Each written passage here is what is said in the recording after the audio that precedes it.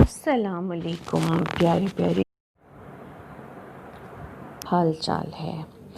آج آپ کی بچوں آپ کے لیے جو سٹوری لائی ہیں اس سٹوری کا نام ہے شیخ چلی نے کھچڑی کھائی۔ اور یہ شیخ چلی جو کہ بہت ہی بیوقوف سے بندے ہیں ان کے بارے میں سٹوری ہے۔ تو چلو آؤ پھر شروع کرتے ہیں۔ شیخ چلی شادی کے بعد پہلی بار سسرال گئے تھے۔ خوب آؤ بھگت ہوئی، طرح طرح کے مزیدار کھانے پکائے جاتے اور شیخ چلی خوب پیٹ بھر کر کھاتے۔ ایک دن ساس سے کہنے لگے، اماں مرغن کھانے کھا کھا کر جی بھر گیا ہے، آج کوئی سادہ کھانا پکائیں۔ ساس نے کھچڑی پکائی۔ شیخ چلی نے کھچڑی پہلی بار کھائی تھی، بہت پسند آئی۔ اگلے روز انہیں گھر واپس جانا تھا۔ چلتے وقت ساس سے نام پوچھا کہ گھر جا کر بیوی سے پکوائیں گے۔ پرانے وقتوں میں آج کی طرح سواریاں تو بہت زیادہ نہ تھیں، اکثر لوگ دور دراز کا سفر بھی پیدل طے کرتے تھے۔ شیخ چلی کا گھر بھی سسرال سے بہت دور تھا اور پیدل ہی جانا تھا۔ یہ سوچ کر کہ کھانے کا نام بھول نہ جائیں، انہوں نے رٹنا شروع کر دیا، کھچڑی کھچڑی کھچڑی۔ کسی لفظ کو مسلسل کہے جائیں تو اس کا کچھ ہو جاتا ہے۔ شیخ چلی کے ساتھ بھی یہی ہوا، کھچڑی بگڑ کر کھاچڑی ہو گیا۔ وہ کھاچڑی کھاچڑی کی گردان کرتے چلے جا رہے تھے کہ ان کا گزر ایک کھیت کے قریب سے ہوا جہاں باجرے کی فصل تیار تھی۔ فصل پر چڑیوں نے ہلہ بول رکھا تھا اور کھیت کا مالک کسان انہیں اڑا اڑا کر ہلکان ہوا جا رہا تھا۔ اس نے جو دیکھا کہ ایک شخص کھاچڑی کھاچڑی کا کہتا آ رہا ہے، اسے سخت غصہ آیا کہ میں تو چڑیوں کو اڑا اڑا کر پریشان ہو گیا ہوں اور یہ بدبخت انہیں ہشکارا دے رہا ہے کہ کھاچڑی کھاچڑی۔ شیخ چلی قریب آ پہنچے تھے۔ کسان نے جھپٹ کر اس کی گردن دبوچی اور پٹائی شروع کر دی۔ شیخ چلی اس مصیبت سے گھبرا گئے اور چلائے، ارے بھائی کیوں مارتے ہو مجھے، کیا بگاڑا ہے میں نے تمہارا؟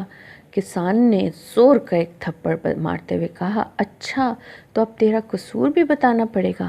میں صبح سے ان نامراد چڑیوں کو اڑا اڑا کے مرا جا رہا ہوں جو میری مہینوں کی محنت سے تیار فصل برباد کر دینے پر تلی ہوئی ہیں، اور تو انہیں ہشکارا دے رہا ہے، کھاچڑی کھاچڑی۔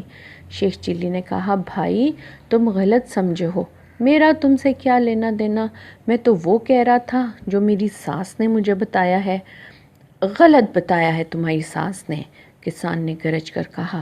تو پھر صحیح کیا ہے تمہیں معلوم ہے تو تم بتا دو، شاید میں بھول گیا ہوں۔ صحیح ہے اڑ چڑی، کسان نے کہا، اب تم کہو گے اڑ چڑی اڑ چڑی۔ شیخ چلی گردن مسلتے اڑ چڑی کہتے چل پڑے۔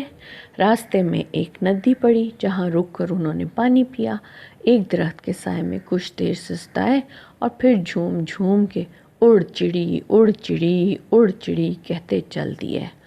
ان کا گزر ایک ایسے مقام سے ہوا جہاں ایک شکاری نے چڑیاں پکڑنے کے لیے پھندے لگائے ہوئے تھے۔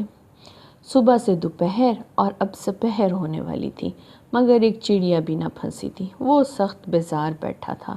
اچانک اس کے کانوں میں ایک آواز آئی، چونک کر دیکھا، سامنے ایک شخص کچھ کہتا چلا آ رہا تھا۔ کچھ ہی دیر میں وہ قریب آ گیا۔ شکاری کو اس کی آواز اب صاف سنائی دے رہی تھی۔ وہ کہہ رہا تھا، اڑ چڑی اڑ چڑی اڑ چڑی۔ شکاری کو سخت غصہ آیا، آؤ دیکھا نہ تاؤ، قریب پہنچتے ہی شیخ چلی کو گریبان سے پکڑ لیا اور 2-3 تھپڑ رسید کیے۔ شیخ چلی چلائے، ارے کیا کرتے ہو بھائی، چھوڑو چھوڑو، کیوں مارتے ہو خواہ خواہ مجھے؟ خواہ خواہ؟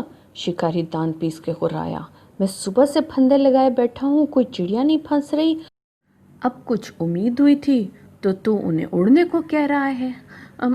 مگر بھائی یقین کرو اس میں میرا کوئی قصور نہیں، مجھے تو کسان نے بتایا تھا کہ اڑ چڑی صحیح ہے، اڑ چڑی ہی کہنا۔ شیخ چلی نے ہکلاتے ہوئے کہا، کسان نے کہا ہو یا مزدور نے، مگر خبردار جو اب تم نے یہ بات کہی۔ شکاری ڈبڑ کر بولا، اب تم کہو گے خدا یہ دن کسی کو نہ دکھائے۔ شیخ چلی چوٹیں سہلاتے چل دیے۔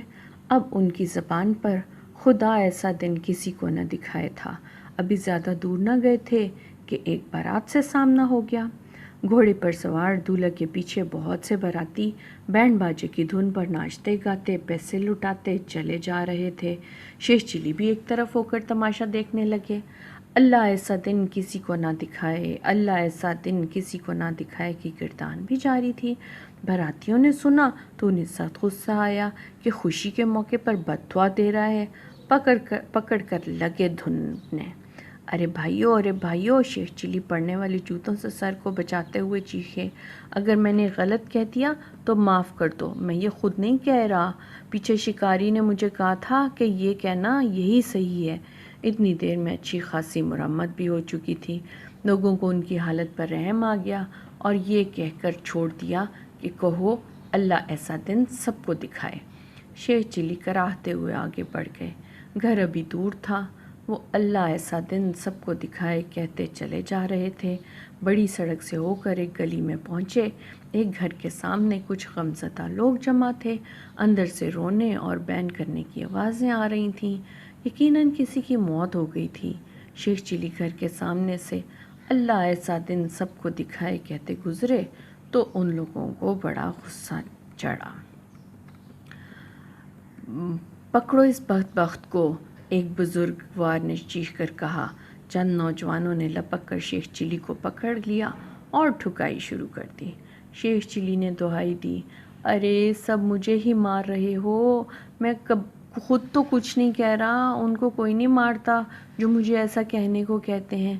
مگر لوگوں نے ایک نہ سنی اور خوب درگت بنا کر ہی چھوڑا۔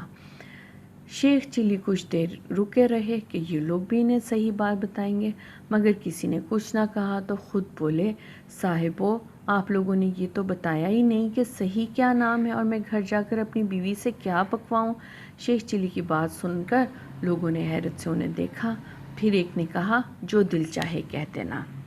شیخ چلی جو دل چاہے کہہ دینا رٹتے گھر پہنچے۔ بیوی ان کی حالت دیکھ کے پریشان ہو گئی اور جلدی سے ماجرا پوچھنے لگی۔ شیخ چلی بولے، نیک بخت، حال وال بعد میں پوچھتی رہنا، پہلے جلدی سے جو دل چاہے کہہ دینا پکا لو، بڑی مزے کی تمہاری امی نے کھلائی تھی، بڑی مشکل سے نام یاد رکھا ہے، کہیں بھول نہ جاؤں۔ ہاں تو بچوں یہ دیکھو، شیخ چلی کے اتنے سیدھے اور سادے تھے کہ انہیں سارا دن میں کھچڑی کا نام ہی یاد نہ ہوا اور اس کی وجہ سے انہیں کتنی مصیبتیں اٹھانی پڑیں۔ تو چلو یہ تھی ہماری آج کی کہانی، اور آپ کی اگلی کہانی جو میں آپ کے لیے لے کر آ رہی ہوں، یعنی کہ کہانی نمبر 8، اس کا نام ہے کٹوز ہنٹنگ ڈے، یعنی کہ کٹو چلا شکار پر۔ اوکے پھر آج کے لیے اللہ حافظ۔